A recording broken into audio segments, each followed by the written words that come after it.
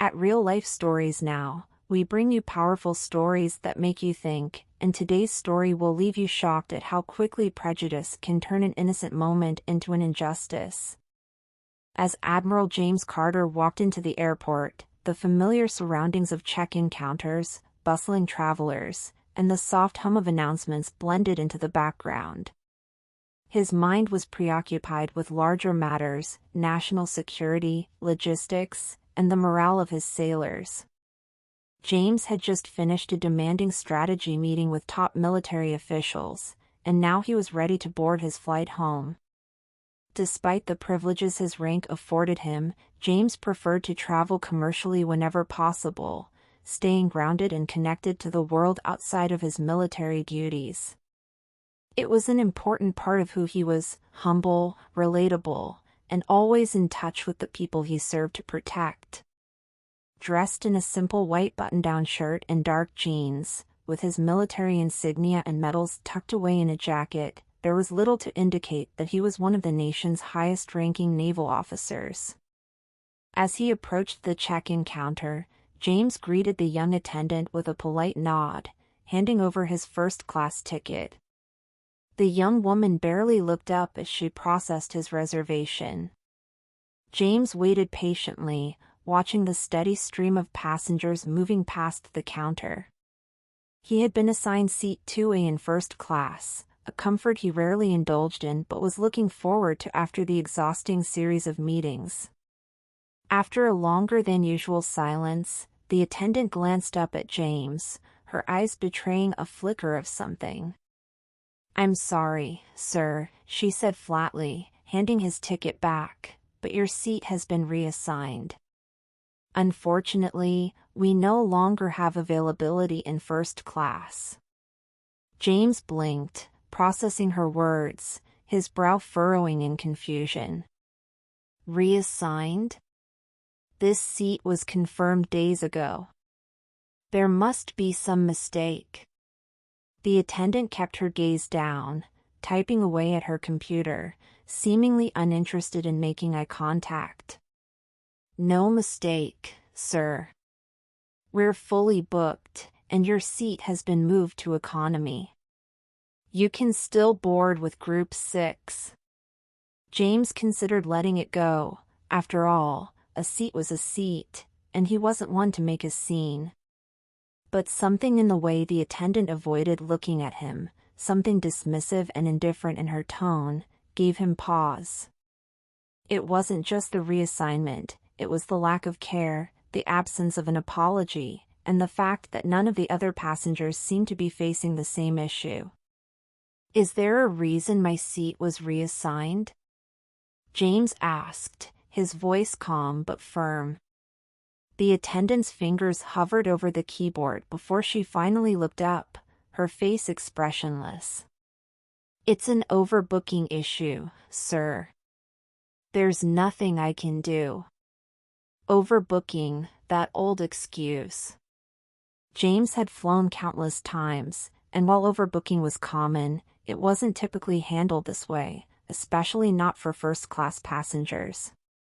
He straightened his posture and glanced at the other passengers checking in, an older couple in expensive travel wear, a group of business professionals in tailored suits, all being greeted warmly and processed without issue. James turned back to the attendant. "I'd like to speak with a supervisor." The attendant hesitated, her demeanor cracking slightly, but she gave a curt nod and walked away to find someone. James sighed, folding his arms as he waited. He glanced around the terminal. A few passengers were already looking at him, their eyes filled with that familiar blend of curiosity and judgment that he had grown used to over the years. He could feel the weight of being watched, not as a distinguished military officer, but as a black man who, in the eyes of some, didn't belong. Several minutes passed before the supervisor appeared, a middle-aged man with a carefully practiced smile. "Good afternoon, sir," the supervisor greeted, approaching James. "I understand there's been a problem?" James offered a restrained smile. Yes, it seems my first-class seat was reassigned without explanation, despite having a confirmed reservation. The supervisor glanced at the computer screen, listening as the attendant explained. After a brief look, he turned to James. "It appears your seat was overbooked, sir. I'm very sorry for the inconvenience, but we've upgraded another passenger, and unfortunately, we no longer have availability in first class." James felt a spark of frustration. It was becoming clear that the decision to reassign his seat had been made well before he arrived, likely for reasons that had nothing to do with availability, and everything to do with perception.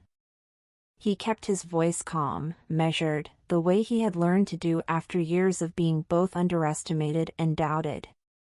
"It seems other passengers are still being processed for first class without any issues," he pointed out, his tone polite but assertive.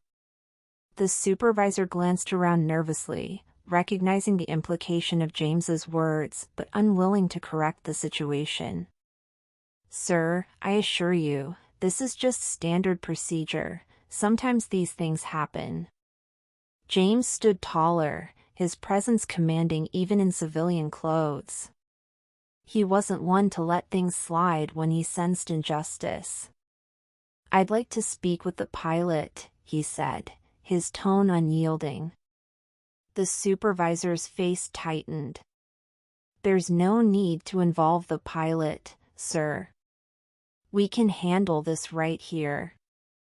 "I insist," James replied, his voice now carrying the authority that came from years of leadership, authority earned through sacrifice, discipline, and dedication. "I'm sure the pilot will be interested to know that a U.S. Navy admiral is having difficulty boarding the flight." The mention of his rank sent a visible wave of unease through the supervisor. His facade faltered as he realized who he was dealing with. "Please wait here," the supervisor said hastily before disappearing, likely to consult with higher-ups. James stood there, feeling the eyes of more passengers on him. The whispers grew louder as people pieced together what was happening. Moments later, a flight attendant hurried over, her face apologetic. "Admiral Carter, the captain would like to meet with you. If you'll please follow me." James nodded, following the attendant through the gate and onto the plane, passing rows of passengers who glanced at him with a mix of curiosity and discomfort. He noticed a few heads turn as he walked by, expressions ranging from mild surprise to confusion. The attendant led him to the cockpit, where Captain Robert Harris, a seasoned pilot in his 50s, stood waiting. "Admiral Carter," Harris greeted, stepping forward to shake James's hand firmly. "It's an honor, sir. I wasn't informed we had such a distinguished guest aboard." James returned the handshake, nodding. "Thank you, Captain. It seems there's been some confusion regarding my seat." Captain Harris's face tightened as he listened, his jaw setting in irritation. He turned to the flight attendants nearby. "Get the Admiral seated in first class immediately," he said, his voice authoritative. "This kind of oversight is unacceptable. We treat all our passengers with respect, especially those who have served our country." Within minutes, James was escorted to his rightful seat. The tension in the air was palpable as he settled into the plush first-class chair. Across the aisle, a businessman in an expensive suit glanced at him, his eyebrow raised, while others averted their eyes, clearly embarrassed by the situation. As the plane prepared for takeoff, James leaned back in his seat, closing his eyes briefly. It wasn't about the seat, he could have flown in coach without complaint. It was about respect, about the assumption that he, a black man dressed casually, didn't belong in a space he had rightfully earned. The flight took off smoothly, and as they ascended into the clouds, James allowed himself a moment of reflection. He had fought many battles in his life, not just on the seas, but in moments like these, where he was reminded that despite everything he had accomplished, some people still only saw his skin color. A flight attendant approached, offering a drink and an apology. "We're very sorry for the misunderstanding, Admiral. If there's anything you need during the flight, please don't hesitate to ask." James accepted the apology with a nod. He appreciated the gesture, but he knew the issue ran deeper than this single flight. It was a reflection of a society still struggling with prejudice and unconscious bias. He couldn't help but think of the countless others who faced similar treatment without the benefit of rank or title to protect them. As the flight settled into cruising altitude, James stared out the window, watching the endless expanse of clouds below. He thought about the young men and women under his command, soldiers of all races and backgrounds who fought side by side for the same cause.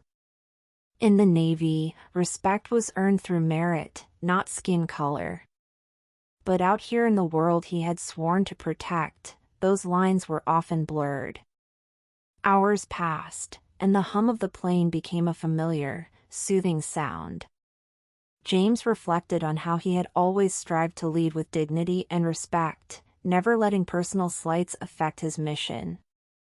But today, the reminder of the barriers still in place, the assumptions, the biases, was a stark one. There was still work to be done, both in the military and in the civilian world.